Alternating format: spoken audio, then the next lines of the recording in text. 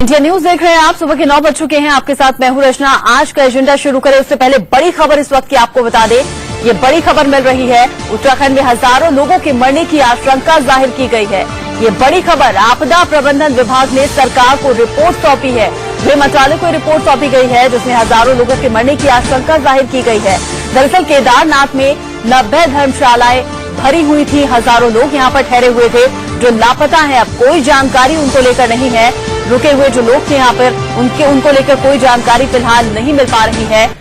7 गांव ऐसे हैं जिनके बारे में कोई जानकारी नहीं है। सूत्र ये बताते हैं कि आपदा प्रबंधन ने सरकार को ये रिपोर्ट भी सौंपी है जिसमें उत्तराखंड में मची तबाही में हजारों लोगों के मरने की आशंका जाहिर की जा रही है। गृह मंत्रालय को रिपोर्ट सौंपी गई है। दरअसल यहाँ पर जो धर्मशालाएं थी वो पूरी तरह से भरी हुई थी। करीब जो जानकारी मिल रही है 90 धर्मशालाएं ऐसी थी जहाँ हजारों लोग यहाँ पर ठहरे हुए थे, लेकिन अब किसी के बारे में कोई जानकारी नहीं है। तमाम लोग लापता हैं।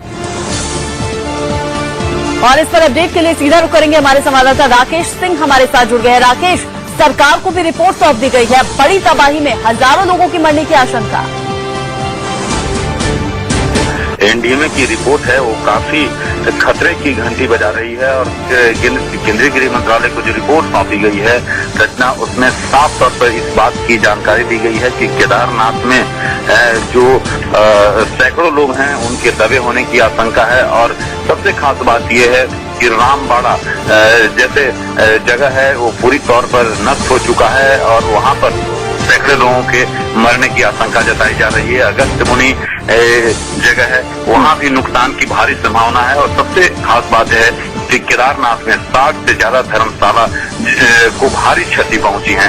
ऐसे में जो एनडीएमए ने अपनी रिपोर्ट दी है उसमें हजारों लोगों की मरने या दबे होने की आशंका जताई जा रही है, यानी भारी नुकसान का आकलन किया जा रहा है। सबसे खास बात है रचना कि करीब 50 से ज्यादा हेलीकॉप्टर की तुरंत मांग की गई है कि अधिक से अधिक हेलीकॉप्टर को लगाया जाए ताकि जो राहत कार्य है उन क्षेत्रों में, उन सुदूर क्षेत्रों में बचाव कार्य के दल पहुंचे ताकि जो है लोगों को बाहर निकाला जा सके। बिल्कुल बिल्कुल राकेश, जाहिर सी बात है अगर सड़कें पूरी तरह से बाधित हो गई हैं, वहाँ पर यातायात रुका हुआ है तो हवाई यातायात का ही सहारा लिया जाएगा फंसे हुए लोगों को निकालने के लिए। लेकिन वहाँ राज्य सरकार ने साफ कर दिया था इतने हेलीकॉप्टर्स ही नहीं है कि लोगों को वहाँ से निकाला जा सके।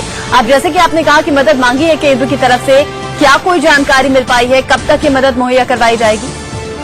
देखिए रचना, आने वाले 3 दिन काफी गंभीर माने जा रहे हैं, खासकर बचाव कार्य के दृष्टिकोण से। और इसमें एनडीएमए ने साफ तौर पर ये कहा है कि वैसे सुदूर क्षेत्रों में जहां तक बचाव दल नहीं पहुंच पाए हैं और गांव के गांव पूरी तरह से नष्ट हो गया है जो आकलन किया जा रहा है, तो ऐसी स्थिति में ये आने वाले 3 दिन काफी महत्वपूर्ण होंगे। और ऐसे में आर्मी की संख्या और बढ़ाए जाने की बात की गई है कि आर्मी की संख्या और बढ़ाई जाए, राहत और बचाव कार्य में लगाया जाए, साथ ही साथ आईटीबीपी जवानों को और संख्या में लगाया जाए। तो ये साफ तौर पर एनडीएमए की रिपोर्ट जो सौंपी गई है केंद्रीय गृह मंत्रालय को, उसको लेकर जो संकेत आ रहे हैं वो शुभ संकेत नहीं है। आर्मी की तरफ से संख्या बढ़ाई जाएगी, साथ ही हेलीकॉप्टर्स भी और ज्यादा भेजे जाएंगे। लेकिन ताजा आंकड़े कुछ मिल पा रहे हैं राकेश? क्या वहाँ पर तबाही में आखिर कितना नुकसान हुआ है, किस तरह से लोग लापता हैं, कितने मरने वाले लोग हैं, इस बारे में आंकड़े कुछ मिल पाए हैं क्या? देखिए, जो आधिकारिक जो बयान आ रहे हैं उसके मुताबिक घटना 150 के करीब बताए जा रहे हैं, लेकिन जो अनाधिकारिक जो आंकड़े आ रहे हैं उसके मुताबिक इनकी संख्या हजारों में पहुंच सकती है।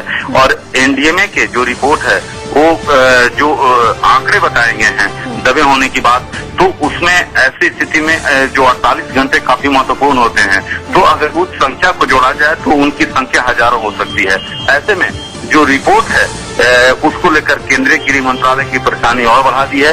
और आने वाले जो 3 दिन हैं जिनमें एनडीएमए ने साफ तौर पे मांग की है कि एयरफोर्स, आईटीबीपी के जवान, एनडीआरएफ के जवान, उनकी संख्या बढ़ाई जाए और उनको उन जगहों पर पहुंचाया जाए जहां पर अब तक जो है राहत कार्य नहीं शुरू किया जा सका है।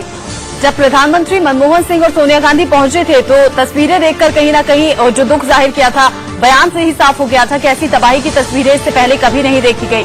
लेकिन क्या वो तेजी लाई जा रही है केंद्र सरकार की तरफ से वहां पर मदद पहुंचाने के लिए, रेस्क्यू कराने के लिए लोगों को? देखिए, साफ तौर पर कहा गया है प्रधानमंत्री जब दौरा किया था, एरियल हवाई सर्वेक्षण किया था कांग्रेस अध्यक्ष के साथ, और उसके बाद उनकी ओर से जो बयान आया था उसमें साफ तौर पर कहा गया था कि उत्तराखंड को पूरी मदद दी जाएगी और पूरी मदद भी दी जा रही है। लेकिन रचना, सबसे खास बात यह है कि केदारनाथ, अगस्त्यमुनि, राम बाड़ा ऐसे जगह हैं वहाँ पर मदद की भरपूर जरूरत है, और वहाँ पर राहत कार्य, अभी आईटीबीपी के अधिकारी से मेरी बातचीत हो रही थी, उन्होंने साफ तौर पे कहा कि रामबाड़ा अब तक जो है बचाव दल को जिस जगह पर पहुंचना चाहिए था नहीं पहुंच पा रही है, उन्हें काफी दिक्कतों का सामना करना पड़ रहा है। कई जगह हैं जो हेलीकॉप्टर नहीं उतर पा रहे हैं। तो ऐसी स्थिति में सबसे बड़ा सवाल ये भी उठता है कि आखिरकार हम स्वतंत्र जरूर हो गए हैं, लेकिन आज स्वतंत्रता के इतने सालों के बाद भी अगर आपदा प्रबंधन की हमारी जिस तरह से कमियां हैं, तो इसको लेकर कहीं ना कहीं हमारी भी जो तैयारियां हैं उस पर सवाल खड़े हो रहे हैं। हमारी तैयारियों पर भी सवाल खड़े होते हैं। सवाल फिर यही है कि जब पता है कि इस तरह से प्राकृतिक आपदा आती है, हर साल की यही तस्वीरें देखने को मिलती हैं, इसी तरह से तबाही मचती है, तो आखिर इंतजाम पहले क्यों नहीं किए जाते? केवल 15 दिन पहले जरूर मानसून आ गया है, लेकिन तैयारियां किस स्तर पर थी, ये तस्वीरें साफ बयां करती है। शुक्रिया राकेश, ये जानकारी हम तक पहुंचाने के लिए।